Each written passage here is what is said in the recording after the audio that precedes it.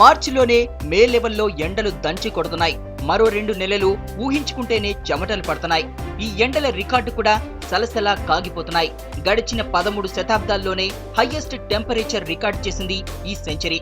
2001 నుంచి 2010 వరకు రికార్డు స్థాయిలో ఉష్ణోగ్రతలు నమోదయ్యాయి.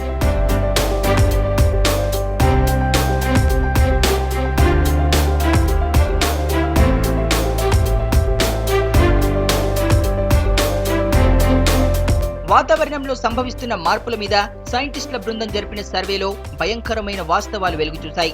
రానున్న రోజుల్లో భూమి మీద గ్లోబల్ వార్మింగ్ పెరగడానికి మానవుడే ముఖ్య కారణమని ఈ సర్వేలో తేలింది. 2007లో ఉన్న మార్పులు రోజురోజుకు పెరుగుతున్నట్లు తెలిపారు. సర్వేలో 90% ఉన్న హ్యూమన్ ఇంట్రెస్ట్ ఇప్పుడు 95%కి పెరిగాయని చెబుతున్నాయి. వాతావరణంలో మార్పులతో రానున్న రోజుల్లో వీటి ప్రభావం ఫుడ్, వాటర్తో పాటు మానవ వనరులపై కూడా ప్రభావం చూపించనున్నాయి.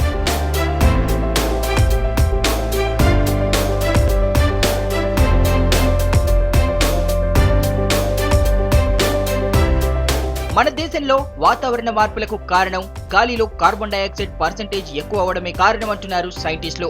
వీటితో పాటు గాలిలో హైడ్రోఫ్లోరో కార్బన్స్ వంటి విషవాయువులు క్లైమేట్ ను డ్యామేజ్ చేస్తున్నాయని సర్వే ఫలితాలు తెలిపాయి.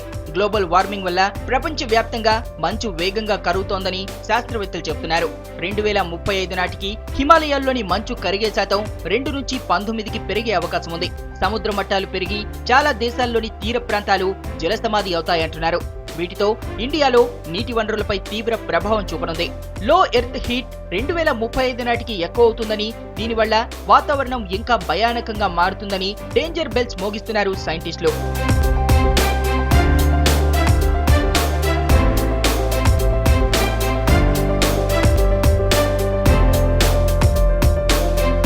అభివృద్ధి పేరుతో మానవుడు చేస్తున్న ప్రకృతి విధ్వంసం, ఫ్యాక్టరీల కాలుష్యం, తగ్గిపోతున్న పచ్చదనం గ్లోబల్ వార్మింగ్ కు ప్రధాన కారణాలుగా సైంటిస్టులు చెబుతున్నారు. ప్రకృతి విధ్వంసాన్ని ఆపకపోతే ప్రపంచానికి ఎండ్ కార్డ్ తప్పదంటున్నారు సైంటిస్టులు.